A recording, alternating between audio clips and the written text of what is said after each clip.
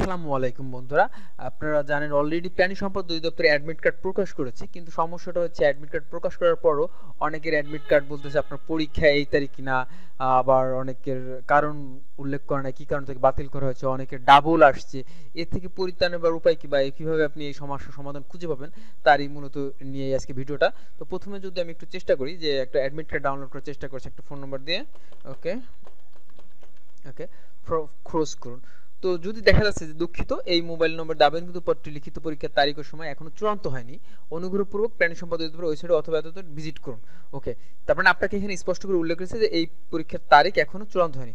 But আপনি যদি মনে করেন যে না আমি আবেদন করছি এবং আমার আবেদন সামনে এই 19 তারিখে, তাহলে অবশ্যই কোথাও না কোথাও ভুল আছে এবং ওরা এইটা ঠিকমতো এই মেসেজটা ঠিকমতো ওরা স্পষ্ট করে উল্লেখ করতে পারে নাই। আচ্ছা, আমি আপনার যে নাম্বার সার্চ দিয়েছি এটা আমার নাম্বার, আমার একটা আবেদন করা আছে, আমি সচরাচর এই নাম্বার দিয়ে আবেদন করি। কিন্তু আমার যেই ভুলটা হয়েছিল যদি একটু বলি, এইটি সমস্যার সমাধান কি, আমি এখানে ভিন্ন একটা নাম্বার ইউজ করেছিলাম।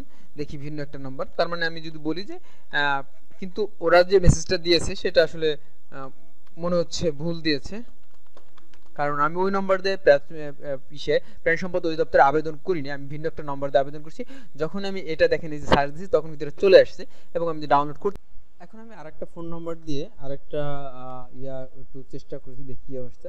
এখানে আছে আপনার রোল নম্বর উল্লেখ করে নেয়, পদের নাম উল্লেখ করে নেয়, কম্পিউটার মধ্যে অক্ষরিক আপনার আবেদন বাতিল করা হয়েছে, কারণও কোনো স্পষ্ট উল্লেখ করে নেয়। এটা আসলে কোনোভাবেই মানা যাচ্ছে না, কারণ উল্লেখ করলে নিজেকে সান্ত্বনা দেওয়া যেতে পারতো। বাট কী কারণে উল্লেখ করছে, যেহেতু আপনার স্টুডেন্ট বয়সে আপনি একজন স্টুডেন্ট বয়সে আবেদন করছে, তার টাকার অবশ্যই অনেক মূল্য আছে, এটা কত কষ্টের টাকা সেটা আমরা খুব ভালোভাবে বুঝি। তো সমস্যা হলে তাহলে তার পরামর্শ হচ্ছে আপনি এই যোগাযোগে যাইয়া কিন্তু তাদের যে আপনার ইমেইল করতে পারেন যে আমার কারণ উল্লেখ করা নাই। কিন্তু তার আগে আপনি আপনার আবেদনটা দেখেন যে আপনি আবেদনে কোথাও ভুল করেছিলেন কিনা।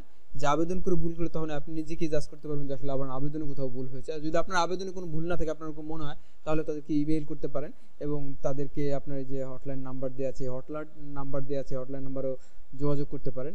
হ্যাঁ, তারপরে এইখানে প্রাণী সম্পদ অধিদপ্তরের যে ওয়েবসাইট লিঙ্ক, এখানে যে কিন্তু আপনি যোগাযোগের যে অনেক নাম্বারগুলো পাচ্ছেন, এই জন্য যে হটলাইন নাম্বারটাও কিন্তু দেওয়া আছে। তো আপনারা প্রথমে যেটা করবেন এই হটলাইন এবং হচ্ছে গিয়ে এই ইমেল করার চেষ্টা করেন। তারপর যদি অন্যান্য না হয় তাহলে এখান থেকে নাম্বার দেখতে পারেন, লিস্ট আমি আপনার কমেন্ট বক্সে জানিয়ে দেব। নাম আসছে, রোল নম্বর আসে নাই, আপনার আবেদন বাতিল করা হয়েছে কারণ শিক্ষক যোগ্যতা এসএসসি উল্লেখ নেই। তারপর আপনি যেহেতু আপনি শিক্ষক যোগ্যতা হয়তো আপনি আবেদন করার সময় ভুল করেছেন, কিন্তু আপনার টাকাটা অবশ্যই কেটে নিয়েছে, যা আসলে এইটা প্রতিষ্ঠান ঠিক করে না। কারণ আবেদন যদি তখনই ও ভুল করে তখনই সাবমিট না নেওয়ার কথা ছিল, কিন্তু আসলে ওদের সিস্টেমটা একটু অন্য পদের বিধায় ওরা নিয়ে নিচ্ছে, আর টাকাটা কিন্তু সরাসরি ওভাবে পেমেন্ট করে না, সরাসরি ব্যাংকে যায় আপনার ইয়ার মাধ্যমে করা হয়েছিল। নিশ্চয়ই এটা আসলে ওদের একটা সিস্টেমেটিক্যালি ভুল বলা যেতে পারে। ঠিক আছে, এখানে আর কিছু করার নেই। তারপর আপনি হটলাইনে একটু যোগাযোগ করে দেখতে পারেন। তার আগে আপনি দেখেন যে আসলে আপনি ভুল করেছেন কিনা, আপনার আবেদনপত্রটা দেখেন একটু বের করে। হ্যাঁ, তাহলে প্রশ্নটা ক্লিয়ার হয়ে যাবে। হ্যাঁ, ওকে। তো যদি আরেকটা প্রশ্ন আছে সেটা হচ্ছে দেখেন যে এইখানে এক ভাই আবেদন করেছে, আবেদনে হচ্ছে কি তার 3টা আবেদন, বাট একটা আসছে 2টা আসে নাই। তার মানে দেখেন সে দুইটাই কিন্তু শিক্ষক যোগ্যতা উল্লেখ করে নাই। তার মানে আবেদনে কোথাও না কোথাও মিস্টেক আপনি করেছেন, বিধায় আপনার আবেদনটা বাতিল করেছে। হয়তো টুডে অ্যান্ড টুমোরো আপনাকে কোনোভাবে যদি পরীক্ষা নিয়ে নিত, কিন্তু দিন শেষে কিন্তু বাতিলই করে দিত। হ্যাঁ, ওই পরবর্তীতে যে তার আগে বাতিল করেছে যে আপনার টাকা পয়সা খরচ কম গেল। হ্যাঁ, আসলে তারপর একটু কষ্ট, যেহেতু নিজেকে স্টুডেন্ট বয়সের টাকা দিয়ে আবেদন করছেন, এটা আসলে কোনোভাবে মেনে নেওয়া যায় না। তারপর দিকে আরেকটা আপনার ইয়া নিয়ে কথা বলি, যে এইখানে এক ভাই আছে যে তার প্রাণী সম্পদ অধিদপ্তরের মেসেজটা এইমাত্র পাইছিলাম কিন্তু ভুলে ডিলিট হয়েছে, এখন কি আবেদন করা যাবে? হ্যাঁ, অবশ্যই করা যাবে, কেন যাবে না ভাই। এটা আপনি জাস্ট আপনার মোবাইল নম্বর দিয়ে, আপনি যে আবেদন করেছিলেন যে মোবাইল নম্বর দিয়ে, ওই নাম্বার দিয়ে সার্চ দেন, চলে আসবে। আমি প্রথমে যে ভিডিওটা টপিক নিয়ে আলোচনা করলাম ওইখানে দেখেন আপনি নাম্বার দিয়ে আপনি চলে আসবে অটোমেটিক। হ্যাঁ, তবে নাম্বার কিন্তু ওই যে ভুল দেন না কিন্তু। হ্যাঁ, ওকে। তো আরেকটা টপিক নিয়ে যদি আপনার আলোচনা করি, এক ভাইয়ের হচ্ছে গিয়ে আপনার 2টা আবেদন চলে আসছে, কিন্তু কিভাবে আসলো এবং কেন আসলো, তো আমি একটু বলি এই বিষয়টা, একটু টপিকটা। এটা হতে পারে, সেটা হচ্ছে কি যে আপনি যখন আবেদন করেছেন তখন আবেদন করার সময় কোথাও একটু মিস্টেক করেছে আপনি, অথবা আপনার যে কম্পিউটার দোকানদার আবেদন করার সময় কোথাও একটু মিস্টেক করেছে, আপনার পরবর্তীতে কি করছে, সে আবার আবেদন করেছে। হ্যাঁ, পরবর্তীতে সে আবার আবেদন করেছে, যেহেতু ওইটা তো একটাই আপনার ওই যে কি বলে টাকা পেমেন্টের রসিদ তো একটাই হয়ে গেছে, কিন্তু আবেদন আপনার দুইটা পড়েছে কোনো না কোনো ভাবে।